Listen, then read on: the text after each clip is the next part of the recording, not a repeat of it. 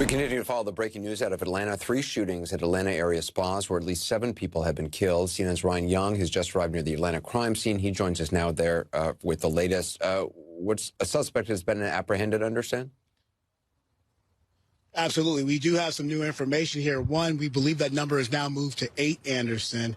We also believe the Cherokee County Sheriff's Department is now saying that Robert Aaron Long, 21 of Woodstock, has been arrested. The one thing that we're not sure about is whether or not he's connected to all the shooting scenes. We know, at least in the Cherokee case, that they believe he is a suspect they were looking for. That's where the initial shooting happened. As I step out of the way here and you look back this direction, what we're told is that there was a stop made in Chris County and Robert Aaron Long was taken into custody. Now, the shooting scene that you see behind us, there are a bunch of detectives who are gathered who've just finished some of the interviews they're going through. We know they're also trying to go through surveillance video.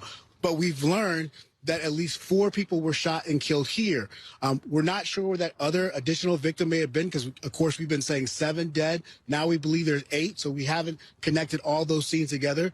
This is obviously a multi-jurisdictional shooting, so the Cherokee will have to talk to Atlanta. Atlanta will have to talk to Cherokee. And now you have that Chris County component. We believe the Georgia State Patrol was actually able to stop that man on the roadway. They might even use the pit maneuver from what we're being told. Now, investigators will be going through this information, obviously going through some of the eyewitness accounts to see if the same vehicle appeared in both locations. And this shooting scene right here, you can see where this shooting happened, and then directly across the street here is the other shooting scene. So that's all a part of this. Of course, this is a fast-moving investigation because this has been going on all afternoon, and police are still trying to gather all the detailed pieces. But let's say, again, in the last half hour or so, police have been able to make an arrest of a Woodstock man. They did put a picture out. We'll hope to get that up for you at some point soon. But this is the man they were looking for. It'll be interesting to see if they can connect all the dots now that they have him in custody. And just very quickly, Chris County, how far is that from Cherokee or from the Buckhead area? Well, so I think he left. This shooting happened maybe an hour and a half ago. I think it's about 50 miles away from here, if I'm correct, okay. Anderson. Not 100% sure. Okay. Because as soon as we got that information, we just got on air. But I do believe it's about an hour away from here. Okay. And again, unclear if it's the same person involved or persons involved. Ryan Young, appreciate it. Perspective now from our law enforcement analyst, Charles Ramsey, who joins us on the phone. Chief Ramsey, what do you make of what you've been watching? Well, I mean, you've got 3 active crime scenes, so you've got a lot going on. Now, it was just reported there is a person in custody. Hopefully, he's someone who will talk and provide more information. But with the 3 scenes going on, 2 different jurisdictions, there's an awful lot of work taking place right now. And you got to interview witnesses, pull video, process the scene. I'm not a big believer in coincidence. So somehow these 3 scenes are connected. The question is, how are they connected? Is it a one person that's a shooter? Was it a small group? Could there be, one person that owns all 3? I mean, we don't know what the motive is yet. It could be driven by hate. That's what investigators will be focusing on.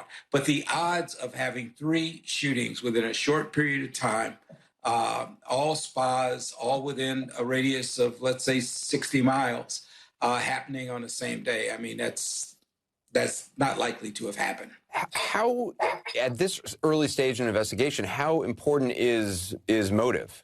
Is that something that becomes of interest later on, or is that integral to the early stages?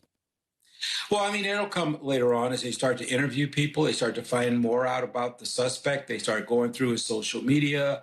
I mean, all the things that an investigator would do, and they'll start to kind of take a look to see what the motive is. But first, they want to make sure that there aren't other shooters out there. And so I don't know what evidence they've collected from all 3 scenes, but they're going through a lot of information right now in terms of video, interviewing witnesses. To any of the people who are witnesses, did they survive the shooting? Were they in the spa at the time? So they'd be able to provide a description. We just don't know the answer to any of that yet. But it'll unfold as time goes on. Yeah. And as you said, it's a number of jurisdictions, which obviously complicates things. Well, it does. Whenever you got multiple jurisdictions, but they'll coordinate. And of course, you've got the Georgia Bureau of Investigation. I'm sure they're involved as well.